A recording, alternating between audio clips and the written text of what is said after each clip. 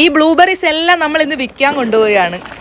പതിവ് പോലെ ഏവക്കുട്ടനെയും കൂട്ടി കാട്ടിലൂടെ നടക്കാൻ വന്നപ്പോഴാണ് നമ്മൾ ആ കാഴ്ച കണ്ടത്. കാട്ടിലെ മരങ്ങളിലൊക്കെ ഇലകൾ മഞ്ഞയായി കൊഴിയാൻ തുടങ്ങിയിരിക്കുന്നു. ഈ ഭാഗത്തെ കാട്ടിൽ നിറയെ ബ്ലൂബെറീസ് ഉള്ളത് നമ്മുടെ ശ്രദ്ധയിൽപ്പെട്ടപ്പോൾ പിറ്റേന്ന് രാവിലെ തന്നെ നമ്മൾ ബക്കറ്റും പാത്രവും ഒക്കെ എടുത്ത് ബ്ലൂബെറി പിക്കിങ്ങിന് വന്നതാണ്. വലിയൊരു മരം ഇവിടെ കടപുഴകി വീണ് കിടക്കുന്നു. ഏവക്കുട്ടൻ ചാടിത്തുള്ളി അച്ചയുടെ പുറകെ പോകുന്നുണ്ട്. വീട്ടിൽ നിന്ന് ഇറങ്ങിയപ്പോൾ ചെറിയ തണുപ്പുള്ളത് കൊണ്ട് പുതിയ ജാക്കറ്റ് ഒക്കെ ഇട്ടിട്ടാണ് ഏവക്കുട്ടന്റെ വരവ്. തണുപ്പൊക്കെ മാറി ചൂടായി തുടങ്ങിയപ്പോൾ ജാക്കറ്റ് ഒരു അച്ചയുടെ അരയിൽ കെട്ടിയിട്ടുണ്ട്. അങ്ങനെ 3 പേരും കൂടി 3 മണിക്കൂർ കൊണ്ടാണ് ഇത്രയധികം ബ്ലൂബെറീസ് പിച്ചെടുത്തത്.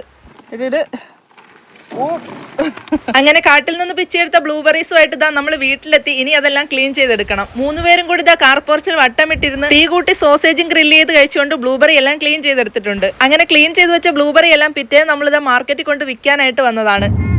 ഇവരിതിവിടെ ക്ലീൻ ചെയ്യാതെ എടുക്കുമെങ്കിലും ക്ലീൻ ചെയ്ത് വിൽക്കുന്നതിനാണ് വില കൂടുതൽ കിട്ടുന്നത്. അങ്ങനെ ഇതുവരെയുള്ള ബ്ലൂബെറീസ് വിറ്റ് നമുക്ക് 11,000 രൂപയോളമാണ് കിട്ടിയിട്ടുള്ളത്.